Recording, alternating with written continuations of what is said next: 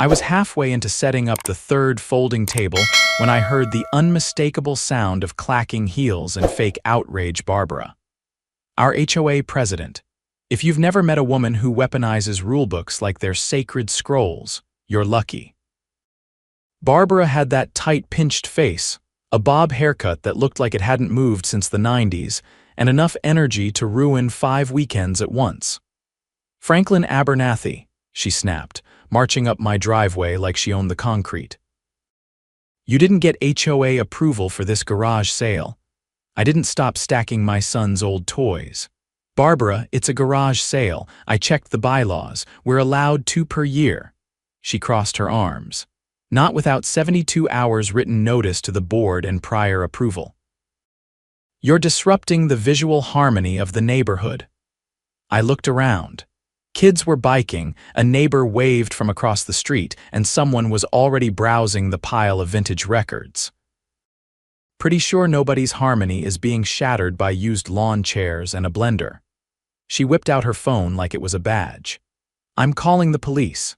This is an unauthorized commercial event and you're in violation of Section 8, Article 3, I chuckled. "I'll wait right here." 10 minutes later, a patrol car pulled up. Officer Ramirez stepped out, took one look at the scene, my wife Rachel helping an elderly couple carry off a lamp. My kid Donovan selling lemonade at the curb and sighed like he knew exactly what kind of nonsense he'd been dragged into. Barbara was already waving him down. "Officer, thank goodness. This man is holding an illegal garage sale and violating HOA policy. He refused to shut it down and he's creating a nuisance." Officer Ramirez walked over to me. "You Franklin?" "Yep. You got ID?" I handed it over. He looked at it, then at the garage sale, then back at Barbara. "Ma'am, a garage sale on private property is legal in this state unless it violates city code. This doesn't." Barbara's face went red.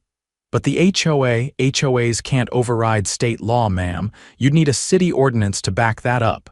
She tried again. "Well, he's being aggressive and disrespectful. I feel harassed." "You approached him," Ramirez said, his tone flat. "You escalated and I'm going to need your ID now." That stopped her cold. "What?" "Why? Because under municipal code, falsely reporting a violation and using law enforcement to enforce civil disputes can be considered harassment." Barbara sputtered. "You're citing me." Officer Ramirez pulled out his notepad. "Yes, ma'am, you're getting a citation. If you keep this up, you'll be looking at a misdemeanor." I had to turn away to keep from laughing. Rachel handed the officer a cup of lemonade. "On the house, officer," he grinned. "Thanks, and Franklin, you're good to keep selling as long as you want. Just don't block the sidewalk." Barbara stomped off, muttering about ungrateful peasants and lawyers. I leaned over and told Rachel, "This is going to get worse before it gets better," and I was right. She wasn't done with us yet. HOA story, HOA stories, Homeowners Association stories the next morning. I opened the mailbox to find a thick envelope from the HOA tucked between a flyer for gutter cleaning and a pizza coupon. The paper was heavier than usual, like they'd gone out of their way to make the threat feel more official. That was Barbara's way, make everything look more important than it was. Inside was a notice of violation with a fine of $500 for operating a commercial enterprise without board approval. They'd even included grainy photos of me standing in my own driveway, selling a $10 toaster. At the bottom, Barbara had hand-signed it with a sweeping flourish like she was the queen of suburbia. Rachel leaned over my shoulder. "They're doubling down, looks like it. But here's the thing, this isn't just a fine. They're forwarding it to collections if we don't pay within 30 days. She narrowed her eyes. "They can't do that without a legal judgment." "Nope, but most folks don't know that. They just pay out of fear." We sat down at the kitchen table, and I pulled out the HOA bylaws I'd printed months ago, the ones I kept in a red binder labeled, "In case of Barbara." We combed through the sections on enforcement authority, and sure enough, nowhere did it say the HOA could refer fines to collections without a court order. I circled the section in thick red ink. Rachel tapped the page. She's banking on intimidation. This is scare mail. Yeah, I said, but I'm not just going to ignore it. I want to know how she's getting those photos. We didn't have cameras pointed at the street, but our neighbor Carlos did. He worked nights and had wired his entire property with motion-activated security. I caught him while he was watering his hydrangeas. Hey Carlos, I said, you mind checking your footage from yesterday morning? I think someone was on our property without permission. He nodded. Sure. You think it was the HOA? Wouldn't be surprised. He invited me inside and pulled the video up on a tablet. We fast-forwarded through hours of wind-blown branches and the occasional squirrel until we hit the right window. There, plain as day, was Barbara at 6:30 in the morning, walking up my driveway and snapping photos with her phone. She even leaned over my rear fence at one point to get a better angle of the items inside the garage. Carlos paused the footage. She's on your property in half of these. That's trespassing. Yeah, I said, pressing my fingers against my temple. And if she forwarded pictures taken from private property to the board as evidence, she just handed me a gift wrapped in legal tape. I asked Carlos if he'd email me copies. He sent them over within the hour. I added them to the folder I'd already started. Between that, the citation Ramirez gave her, and the bogus fine, I was building a neat little stack of leverage. That evening, I emailed the board excluding Barbara and requested a hearing to dispute the fine. I attached a copy of the video stills, the relevant portion of the bylaws, and a copy of the police citation with her name on it. I kept the tone polite but firm, no threats, just facts. 2 days later, I got a reply from Greg, the HOA's treasurer. He was the only board member who ever showed signs of a conscience. Frank, he wrote, we were unaware of the police citation. This changes things. We'll schedule a hearing within the week. Please bring all documentation. That was the first crack in Barbara's armor. At the hearing, they met in the clubhouse, one of those beige, echoey rooms with stackable chairs and a podium nobody ever used. I showed up with a file folder and a USB stick. Rachel came too, mostly to make sure I didn't say anything too colorful. Greg opened the meeting.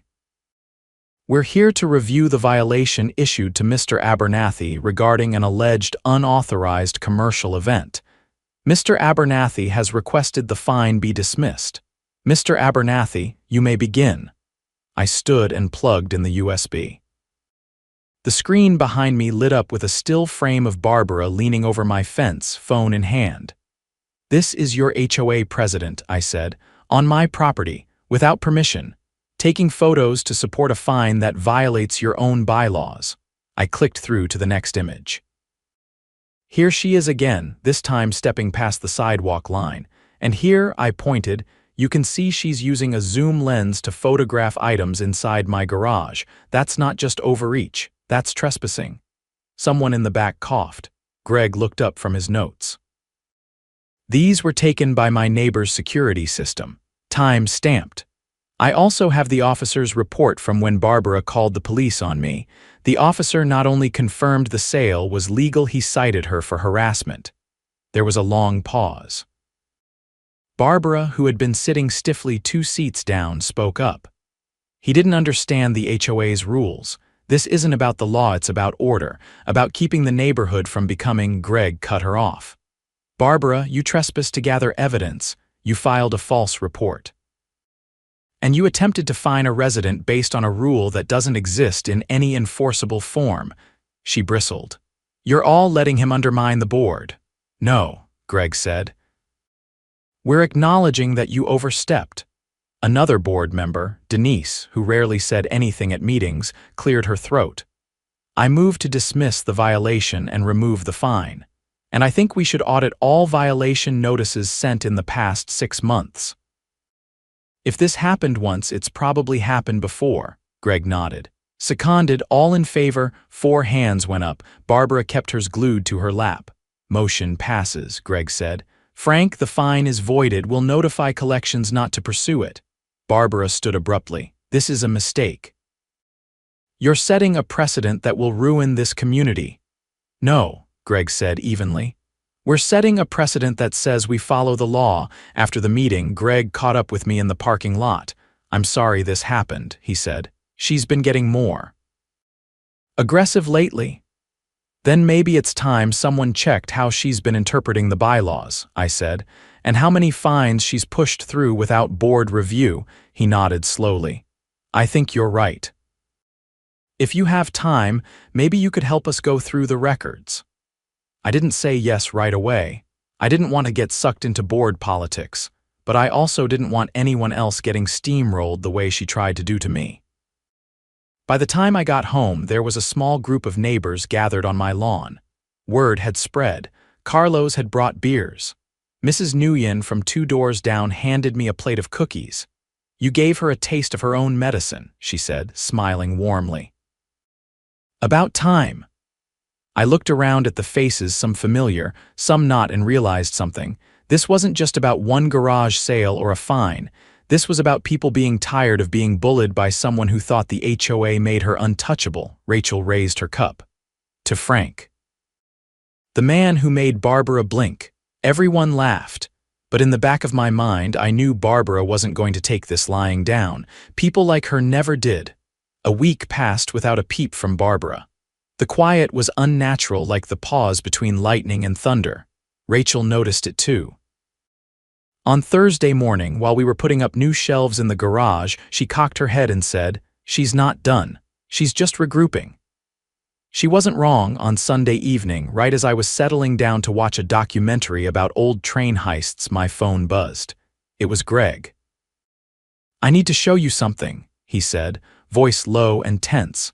He showed up 20 minutes later with a manila folder under his arm and lines around his eyes that hadn't been there before. "She tried to rewrite the violation log," he said, handing me a printout smeared with red ink and white out. Doctored entries, backdated approvals, made it look like a dozen fines were pre-approved when they weren't. I only caught it because the timestamps on the digital versions don't match the paper copies.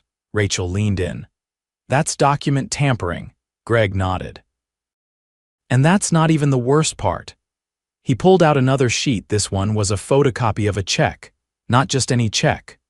A reimbursement from the HOA's discretionary fund made out to Barbara L. Cartwright for $700. The memo line read, "Community Beautification Garden Tools." "There hasn't been any new landscaping in 6 months," I said. "She bought a new patio set," Greg muttered. "I saw it delivered to her backyard. Same amount, same day." I stared at the check. So she's embezzling HOA funds and falsifying oversight records. "And if she's doing that," Rachel said, "imagine what we'd find if we audited the whole account." Greg hesitated. "That's actually why I'm here. I need help. I don't know what else she's covered up, and I don't want to confront her alone." We agreed to help, but I made one thing clear. If we find anything criminal, we're not handling it internally. No cover-ups, no slaps on the wrist. We go to the authorities. Greg didn't argue. He just nodded and passed me a flash drive. It took 3 nights of sorting through poorly scanned receipts and patchy meeting minutes. Rachel and I cross-referenced every expense against actual projects. A pattern emerged. Barbara had been submitting inflated invoices for phantom services. One payment labeled pest control led to a company that didn't even exist. Another for holiday lighting installation was dated in June. The total, just over $9,000 in suspicious payments over the past year. We compiled everything: receipts, scanned checks, board minutes, and financial summaries, and brought it to Officer Ramirez. He listened without interrupting, then asked for a copy of the flash drive. "This is fraud. Flat out," he said, eyes narrowing as he flipped through the folder. "You did the right thing bringing this in. I'll open a report and forward it to the county's financial crimes unit. You'll probably be contacted by a detective." 2 days later, a plain gray sedan pulled into our driveway. Detective Hallman introduced himself with a firm handshake and a canvas case full of forms. "I've seen this before," he said as he spread out a timeline on our dining room table. "Small associations think no one's watching. They get bold. It usually starts with reimbursements." He interviewed Greg next, then filed a warrant for the HOA's bank records. Within a week, the county had frozen the discretionary fund. Barbara's signature was on every questionable transaction. Still, she didn't back down. She showed up at the next board meeting wearing pearls and acting like nothing had happened. When Greg informed her the financial account had been frozen pending investigation, she barely flinched. "This is political," she said, loud enough for the residents gathered to hear. "This is a smear campaign by people who resent order." Someone from the back shouted, "Order doesn't come with a stolen patio set, Barbara." She ignored it. "I've given this community structure, stability. If you let petty grievances undermine that," Detective Hallman stepped into the room. He'd been waiting outside with 2 uniformed officers. "Ma'am," he said, walking up the aisle as the room fell silent, "you're under arrest for embezzlement, falsifying financial records, and misuse of community funds." Barbara's pearl necklace twisted as she turned toward him. "You can't be serious. I am the president of this association." He held up a copy of the warrant. "Not anymore." As she was handcuffed and escorted out, people began clapping, not loud at first, but it grew row by row until it filled the whole clubhouse. Even Denise, normally quiet, stood and gave a sharp nod. Later that night, Greg called. "We'll need a temporary president, someone the community trusts." I didn't hesitate. "Not me. Not full time," he said. "Just until we can hold an election." "You're the reason this came to light." I still wasn't thrilled, but Rachel elbowed me gently.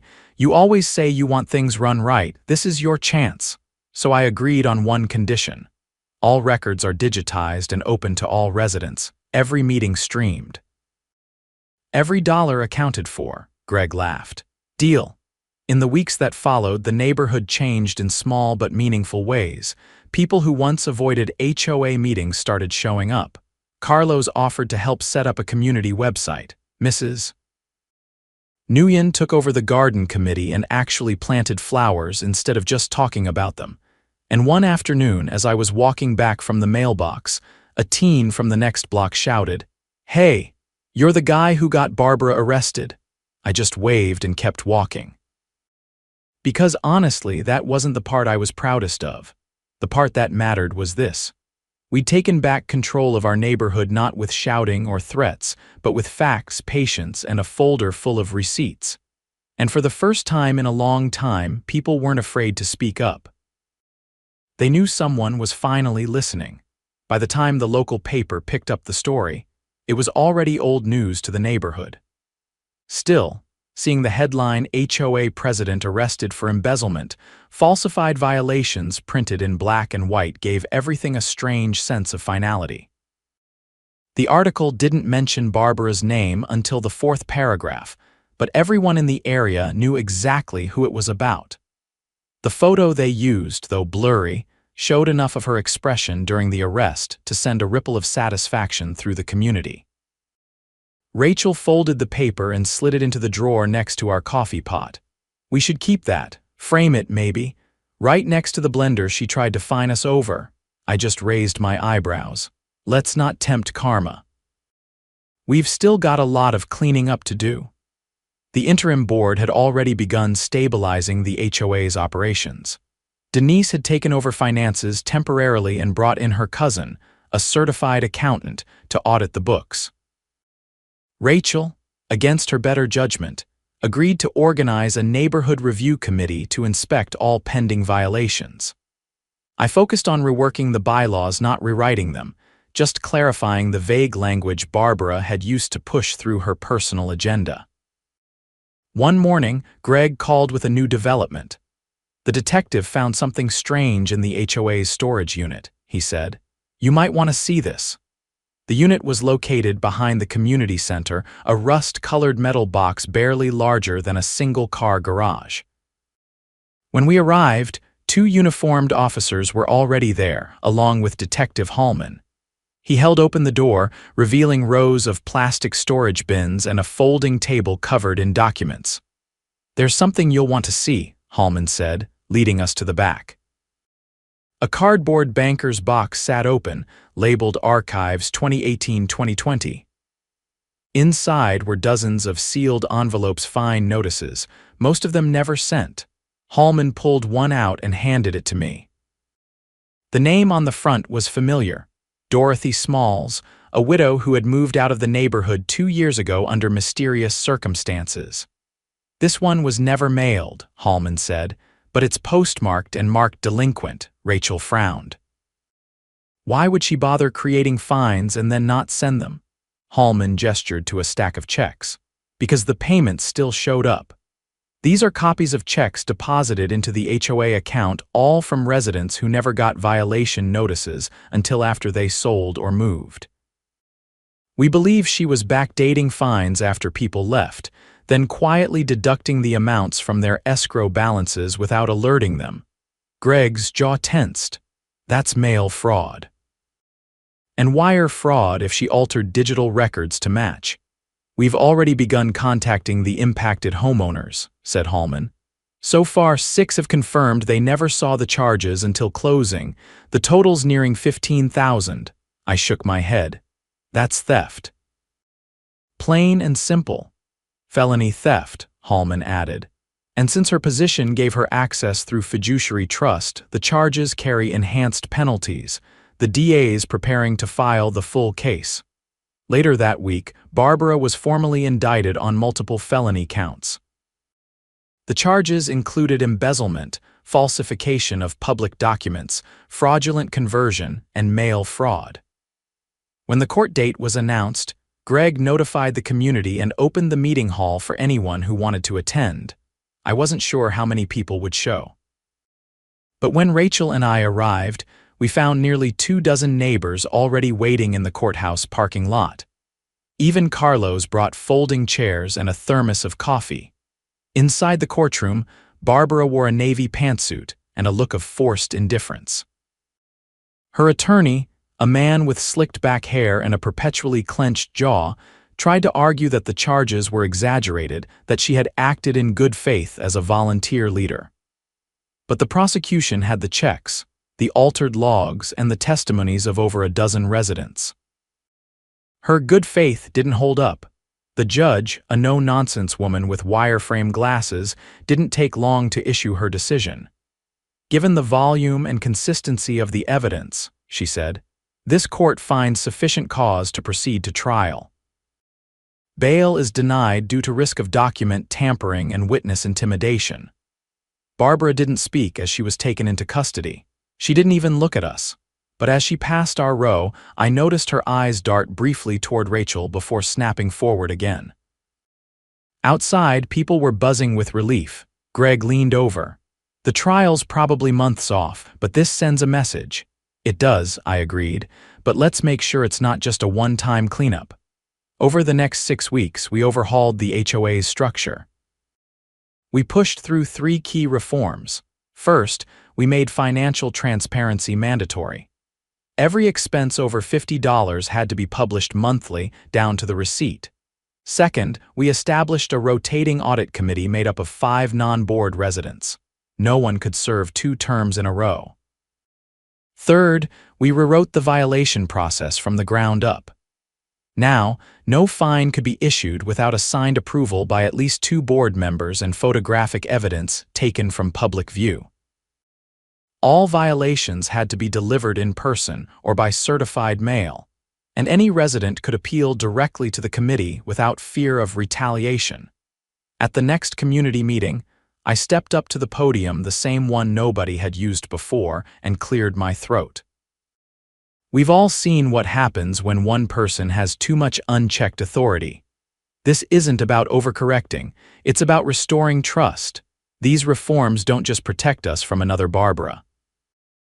They protect us from complacency. The room applauded, not wildly, but with a kind of quiet, determined energy that told me people were finally invested again. After the meeting, Denise handed me a sealed envelope. This came to the HOA mailbox yesterday. No return address. Inside was a single sheet of paper, typed, no signature. It read, "You think this is over, it never is." Greg read it over my shoulder. "You think she'd help?" "Maybe," I said. "Or maybe she's just trying to scare us one last time." We turned the letter over to Detective Hallman, who agreed to run a handwriting analysis and check the postmark. But in the meantime, we didn't let it shake us. If anything, it reaffirmed the need for everything we'd built. 2 months later, Barbara pled guilty to 3 counts of felony theft and 1 count of falsifying records. Her sentence: 4 years probation, 6 months of house arrest, and full restitution to all affected homeowners. She was also barred from serving on any HOA board for life. Not everyone was satisfied with the sentence, but I understood the DA's choice. A trial would have dragged on. This way, the money came back and the neighborhood could move on. Rachel and I made a deal that night: no more board positions, no more meetings unless absolutely necessary. We'd done what we set out to do. The community was stronger, the rules were clearer, and the HOA was no longer a tool for control, but a framework for cooperation. One afternoon that fall, I was raking leaves when a new couple walked by. They just moved in young, maybe early 30s, carrying takeout and looking a bit overwhelmed. "You're the one who stood up to the HOA, right?" the guy asked. I nodded. He grinned. "Thanks. We were nervous about buying here, but everyone keeps saying it's different now." I shrugged. "It is. Took a while, but it's worth it now." They waved and kept walking. Rachel stepped onto the porch, holding 2 mugs of cider. She handed me one and looked out at the street, where kids were riding scooters and someone was stringing up early Halloween decorations. "Looks like peace and quiet finally stuck," she said. "For now," I replied. "But if anything stirs again, we've got the blueprint." And we did. Because once you learn how to stand up to the bully behind the clipboard, you never